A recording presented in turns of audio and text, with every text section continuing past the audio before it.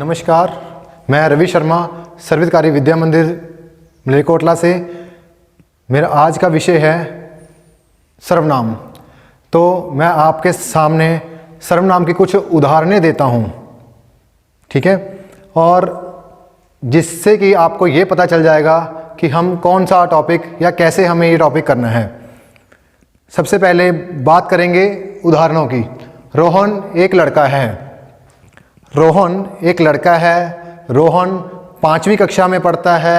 रोहन बहुत अच्छा लिखता है। रोहन एक बहुत ही अच्छा खिलाड़ी है। आपने देखा होगा कि इन सभी वाक्यों के आगे मैंने जो संज्ञा शब्द का प्रयोग किया है, जो जैसे कि रोहन रोहन रोहन ये करता है, रोहन अच्छा लिखता है, रोहन खा रहा है, रोहन सोता है, ये सभी क्या हैं? संज्ञाएं हैं जो मैंने आगे के शब्द लगाए हैं, ठीक है। तो हमारा आज का विषय है सर्वनाम। तो सर्वनाम की मैं आपको बेटा हर बार यही बात कहता हूं कि कोई भी टॉपिक करने से पहले हमें पहले उसकी परिभाषा के बारे में जानना बहुत ही ज़्यादा ज़रूरी है। यदि हमें परिभाषा क्लियर होगी तो आधा टॉपिक तो हमारा वैसे ही क्लियर हो जाता है, ठीक है। तो परिभाषा के बारे में आप ध्यान से सुनेंगे। जो शब्द संज्ञा के स्थान पर प्रयोग किए जाते हैं, जो शब्द संज्ञा के स्थान पर प्रयोग किए जाते हैं उन्हें सर्वनाम कहते हैं। जो शब्द संज्ञा के स्थान पर प्रयोग किए जाते हैं उन्हें सर्वनाम कहते हैं, ठीक है। अब आपके सामने एक प्रश्न ऐसा आया जो कि मैंने पहले ही क्लियर कर दिया है। सर्वनाम किसके स्थान पर प्रयोग होते हैं? संज्ञा के।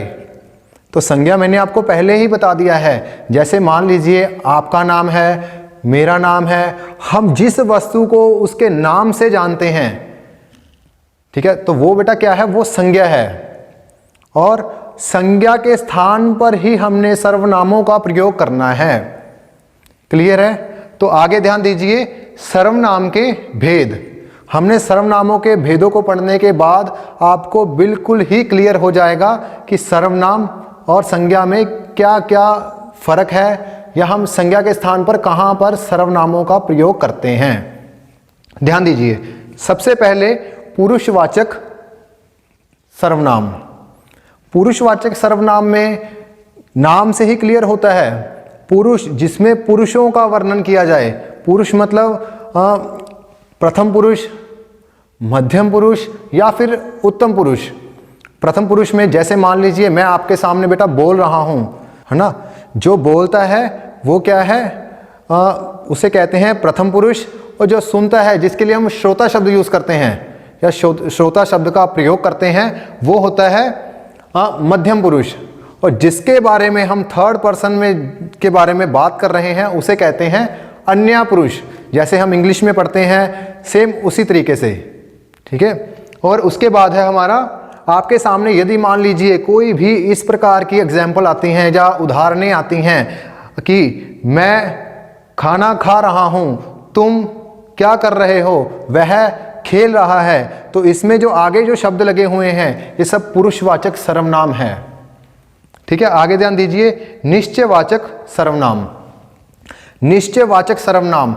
निश्चय में क्या है बेटा जी? कि हमें जिस चीज का निश्चित ज्ञान होना, चाहे वो कोई भी वस्तु है, कोई भी प्राणी है, कुछ भी है, उसका निश्चित ज्ञान होना ही निश्चित वाचक सर्वनाम में आता है। जैसे यह चौक है, यह चेयर है, यह दरवाजा है। इस प्रकार से मतलब हमें उसके बारे में निश्चित ज्ञान होना जरूरी है। इसके अदर बात करेंगे अनिश्चित वाचक सर्वनाम की। अनिश्चित वाचक में क्या है? किसी भी चीज का निश्चित ज्ञान ना होना, मतलब अधूरा ज्ञान, ठीक है। तो इसमें क्या है? शायद, कोई, कुछ। मान लीजिए कोई आ रहा है, मुझे पक्का नहीं पता कौन आ रहा है, कोई आ रहा है, कुछ खाना दीजिए, कुछ पानी ला दीजिए, या शायद, है ना। जहां पर हमें किसी प्रकार का भी डाउट हो, हमें पक्का ज्ञान ना हो, वहां पे हम इन शब्दों का प्रयोग करते हैं। यदि ऐसे आपको वाक्य कहीं पर भी देखने को मिलते हैं तो वो अनिश्चित वाचक सर्वनाम के ही होंगे, ठीक है जी। आगे बात करेंगे प्रश्नवाचक सर्वनाम की। प्रश्नवाचक सर्वनाम में किसी भी प्रकार का कोई भी प्रश्न हो, जैसे क्यों, कहाँ, कैसे, कब, ये सब के सब जितने भी प्रकार के प्रश्न पूछे जाते हैं वो सभी किस में आते हैं? प्रश्नवाचक सर्वनाम में आते हैं।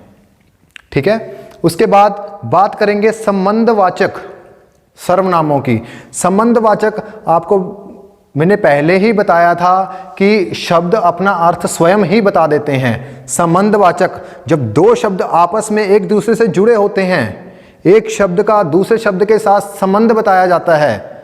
जैसे आपके सामने एग्जाम्पल लिखी हुई हैं, जैसा वैसा, या जैसा करोगे वैसा भरोगे, जैसा बोओगे वैसा काटोगे, जो करेगा सो भरेगा।